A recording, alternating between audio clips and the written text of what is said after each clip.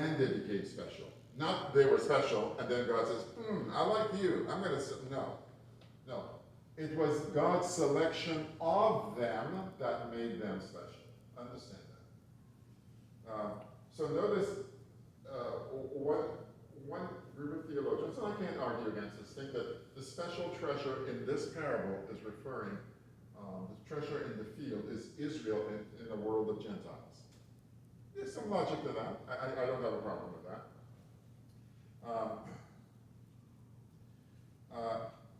Instead of enriching the world and enlightening the world, Israel hid the treasure in themselves. And you can see this because by the time Jesus came, the Jews didn't really associate very much with Gentiles. I mean, they felt that if they're walking on the street and their garment touched a Gentile, the garment had to be, when they get home, had to be burnt, had to be destroyed. They often would not associate with or dine with a Gentile. And many of the Pharisees felt that the only purpose Gentiles were created were to fuel the fires of hell. And so they began to look inward. In other words, gosh, I'm so handsome. I'm such a nice person. That's a normal human flaw. And you can't blame the Jews for that because, as I told you before, if God chose the Irish, they would have been at the pub saying the same thing. So are you literally saying that if a Jewish person rubbed up against a Gentile, they'd have to really burn their clothes? That is their belief. That's not in the Bible. That's their belief. At the time Jesus walked the earth. Yes? What about the Romans with the Jews? Yeah, well, a lot of people have claimed that they're Jews. You know, there's a movement here in the United States, a bunch of, best actually if I can use the sound, native-born American blacks who believe they're Jews. No, the Jews are the Jews, period. They are the genetic descendants of Abraham, Isaac, and Jacob. That's how I see it. Now, you can become a Jew by submitting to their religious, they have rules and conformities. You can become a Jew that way. That's why. You have to learn how to do it. Yes, you have to learn how to do the sign of Levi, which I can't do. But, you know, it is hard to define a Jew ethnically because in Montreal, you will meet Jews who look like me. In fact, I worked with a nurse in my clinic. If you saw her, you would say she's Hindu because she looks very, very Indian. She's from the southwestern part of India, the Madras, and when the dispersion, you know, the Roman attack of 70 AD occurred, they escaped in various ways. Some escaped to Arabia, some escaped to across the Euphrates into the Persian Empire, some escaped to India. Some of them did. So there are Jews in Ethiopia, there are Jews in India, there are Jews in China. The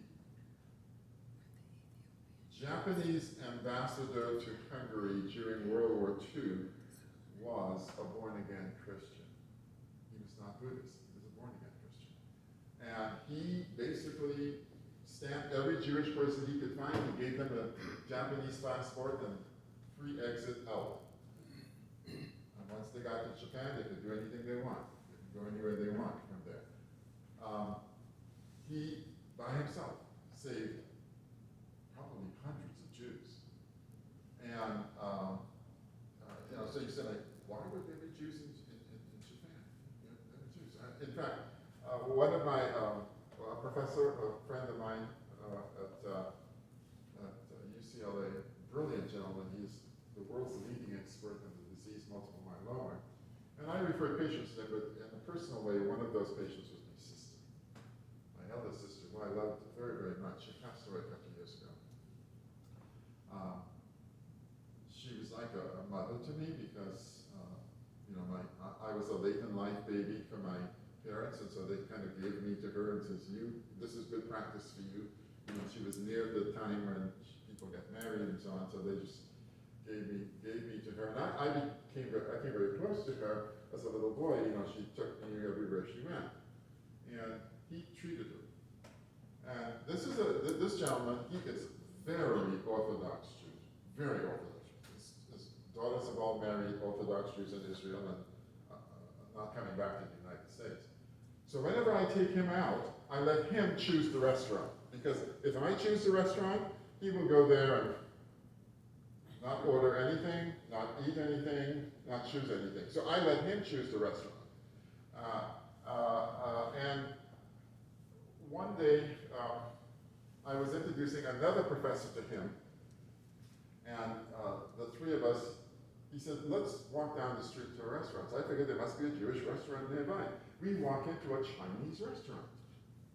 And I'm going like, I wonder if he knows that they don't exactly serve kosher food here. But he, you know, he led the way in. He went in, and then he walked in. The maitre d', a young Chinese guy in his 30s, clearly the son of the owner. He said he addressed her by name. And the guy addressed the professor by name. This is weird. You mean to tell me he actually, forget about it's a Gentile restaurant, he comes here regularly? So we sit down to eat, and then pretty soon, an elderly Chinese gentleman comes out, and he's, you know, you could tell he's like in his 70s, and he's got a little cane with him. And he says something in Hebrew to the professor. And as he sits down, I realize he has a yarmulke on his head. He's Chinese, from the western part of China, and he's Jewish. So, this shows you that God's plan was always that all people from all nations should become part of the church, because you cannot define a Jew ethnically. You see, you and I are used to Ashkenazi Jews, not just Europeanized Jews. So we think all Jews look like that. No, there are Sephardic Jews. They look like Arabs. There are Ethiopian Jews. There are Jews from India. Christ was a Sephardic Jew. Christ was not an Ashkenazi Jew. Despite what you see in the Hollywood movies with the blonde hair and the blue eyes, no, that was Christ was a Sephardic Jew. He probably looked like He was dark complected. yeah, what do you call it? Like Anwar Sadat or Menachem Begin, the Jewish prime minister. That's what he looked like. Yes. Do you think he might have looked like the guy from Heaven is for Real? I don't know that movie. Oh, okay. No, I haven't seen that one. Oh. Yeah. No, but he would have been a Semitic person. He would have been. He looked like he would have been. You would say like half black, half white. That's what he would look like. And so people look at this parable and they say, yeah, that makes sense. Israel is the special jewel in the field. Now, when you get to the part about the pearl is a reference to the church. Now, I'm giving you another theological interpretation that I think is consistent with the symbol of the interpretation of the symbols of these elements, consistent with what Christ has already set up. So as I showed you before, this interpretation that Israel is the special treasure in the field of the world is correct. In this one, we're looking at the church, where we're looking at the pearl of great price. The pearl is the church. Why do I say that? Where are pearls formed? In the sea. What is the meaning of the symbol, the symbolism of the sea in the Bible? The sea, especially if you read the book of Revelation, you'll see it over and over and over again. The sea represents the Gentiles on it. Notice I said the field is the world. That's Jews and Gentiles. The sea refers specifically to the Gentiles. Why is that? The sea is always constantly roaring and toiling and boiling and rolling. The sea is always in turmoil. The ocean is, you stand there, and it's not still, it's not like a lake. It's not a lake. It is constantly in motion.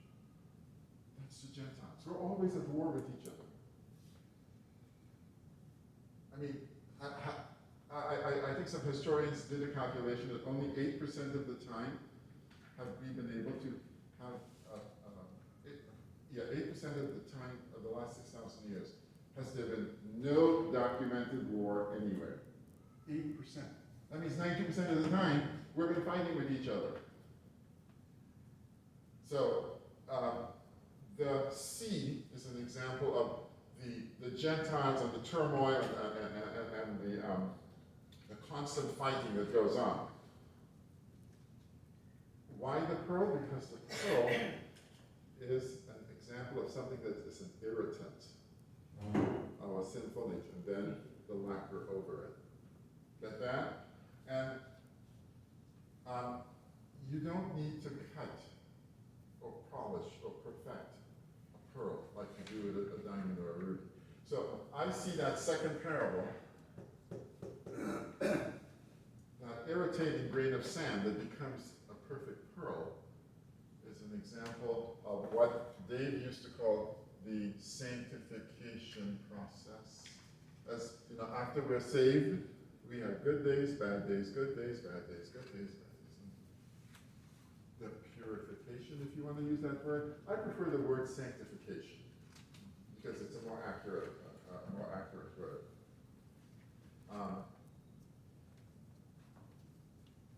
It comes out of the Gentile nations because when you look at the church consists of people of all kinds. I mean, Bruce knows this better than anyone else. I mean, you can go to Pakistan, you can go to Africa, you can go, to South America. The church consists of all kinds of people. And there's a gentleman I know who lives up in LA. He used to live and work down here, but he moved up there for a job opportunity. He's Inca, and he came to America, and he's very skilled. He's in construction. He's very, very skilled. You cannot tell just by looking at the person whether they're a Christian or not. You can't. And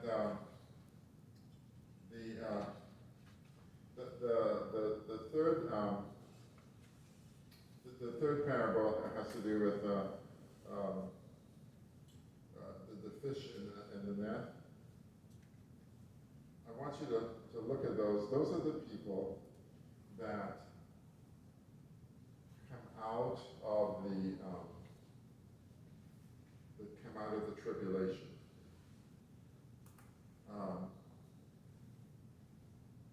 Let me tell you why I say that. If you go to Revelation 7, chapter 7, verse 13, it says, "And one of the elders answered, saying unto me, What are those that are arrayed in white robes, and where did they come from?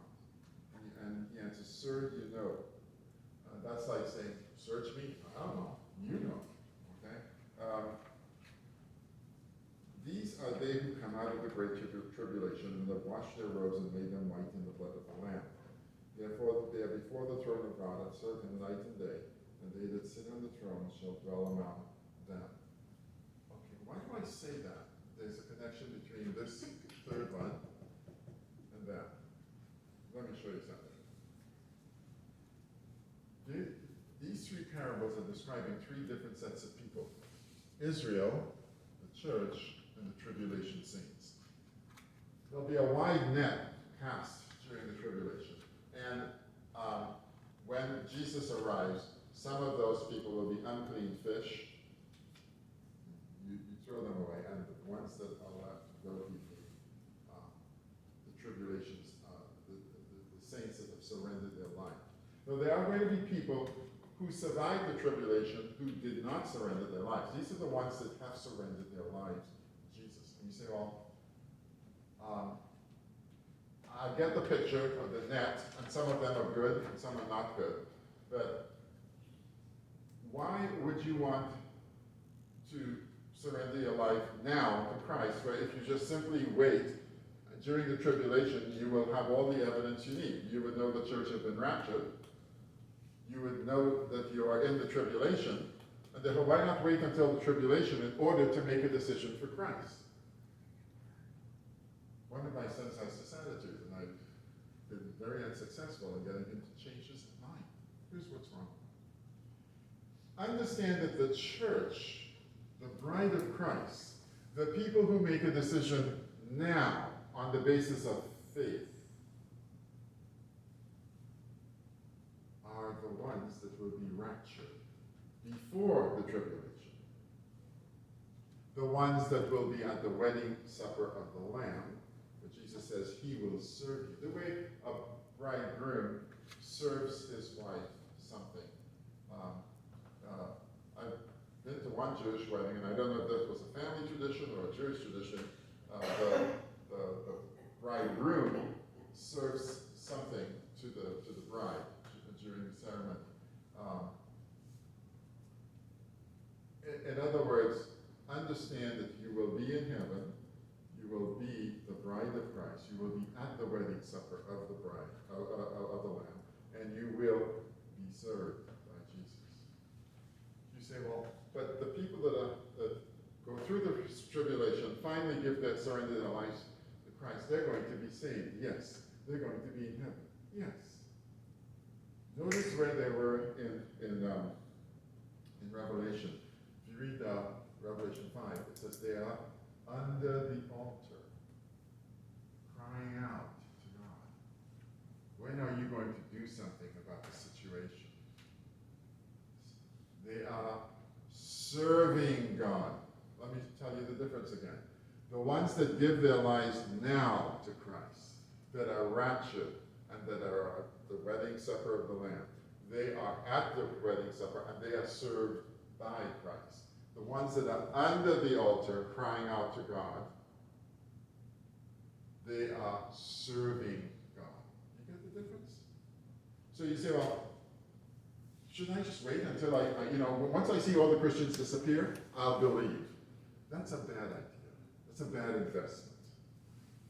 A very bad investment. And if you're not sure about the difference between the two groups, I'll be happy to explain it to you after. But trust me, you want to make a decision now on the basis of faith. The people during the tribulation are making a decision not on the basis of faith, but on the basis of the facts. If large numbers of Christians disappear and the world goes to hell in a handbasket, which it will once you remove Christianity. Christianity is a restraining force of the world.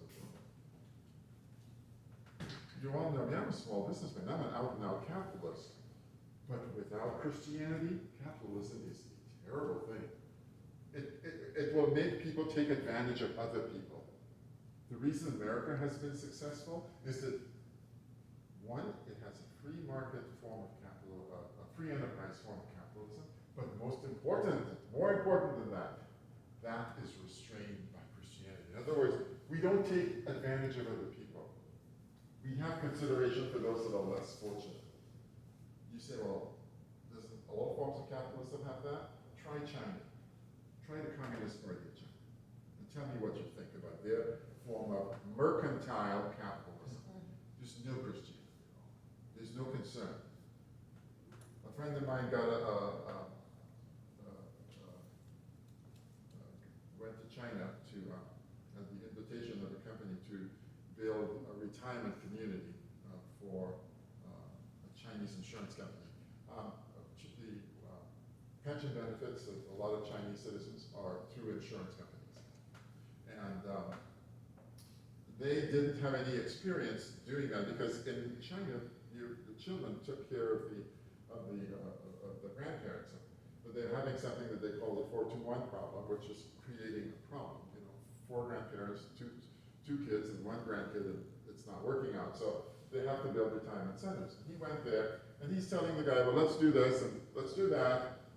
They brought him there as the CEO of this village, and their idea of a small retirement village was a mere 22,000 people. What? Yeah, you go back, 22,000 people. In America, 300 is a gigantic operation. In China, 22,000. What's 22,000 among a few friends? He's telling the guy, let's do this, and we have to put in a safety feature there, and do that. And the guy says, what for? He said, to protect the workers. And the guy said, why bother? He said, there are plenty more where they came from. That is mercantile capitalism, totally unrestrained by Christianity. Now, the guy he's the CEO of the village, but the guy above him is the guy who works for the Chinese insurance company. And his attitude is, they're expendable. I mean, there's That's plenty the more. way it used to be in this country. And it used to be that way in the 1800s in this country. Yes. Again, you have to understand. And don't get me wrong, as I told you, I'm a capitalist. Don't make any mistake about it. I believe in free enterprise capitalism, but I believe in the Bible first and more than I believe in free enterprise capitalism. So understand that. We have to take care of people. We have to demonstrate the love of Christ to people. And if we don't do that, we might as well join the Communist Party of China. Really. So I understand what is going on here. Going back to what you were saying earlier, yes, the people who wait until they get there, they will be making a decision for Christ based on facts. I was going to ask you the time. Let's go ahead and stop. We are going to stop at the bottom of page 13. We're going to start next week with the parable of the householder. So let me put here, let me see, Tuesday the 8th, Monday the 7th, Sunday the 6th. Yeah. So again, Israel, the church, the tribulation saints, the three groups of people that will be saved. You want to be in this group. You really do. Let's go to the Lord in prayer. Thank you very much for your attention. Good morning, Father. Thank you for being here. Thank you for opening up your word to us, Lord, that we will understand what it is you want us to know about you and what it is you want us to share about you. Our job is to know you and to make you known, and we want to do that to the best of the abilities you have given us, under the guidance of the Holy Spirit. We ask that you help us as we walk through the gates here today, and we leave and go into our respective worlds, that we will be salt and light in that world for you. Let's do that. In Jesus' name. Amen. Thank you very much. Thank you. Yes. Tuesday. I just want to make, Is Tuesday still? yeah, we're still on for Tuesday. Just a quick note, I am looking to, I'm trying to set up a Zoom type situation for when I'm gone, so that I would be on the screen and you would be set up with. One of the things I have to do, and I'm gonna, I have a spare laptop that I can probably give to the church to set up and to configure.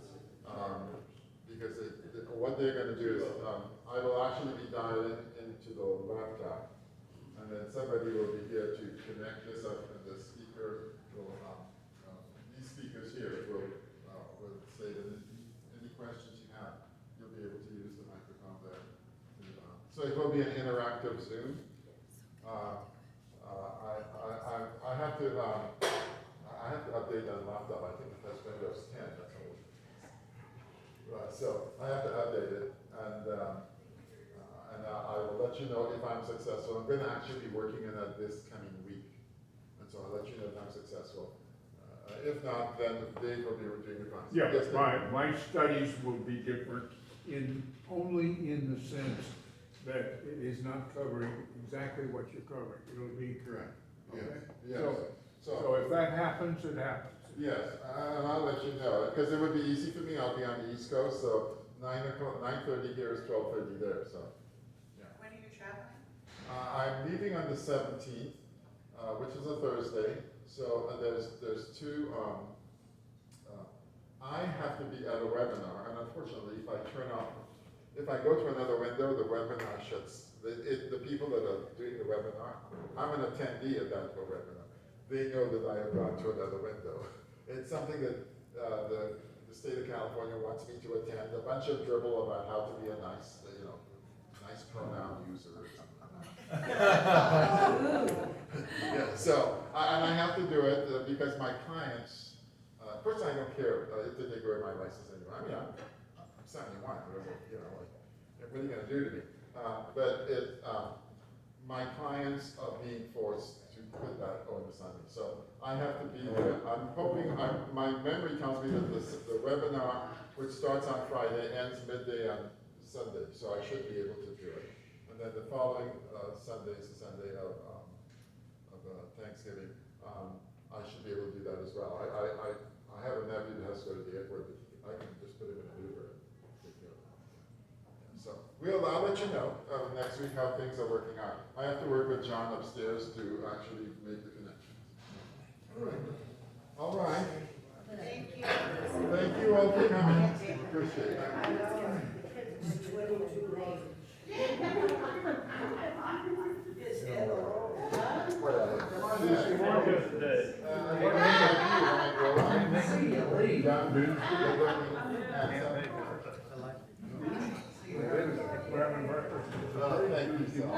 Where?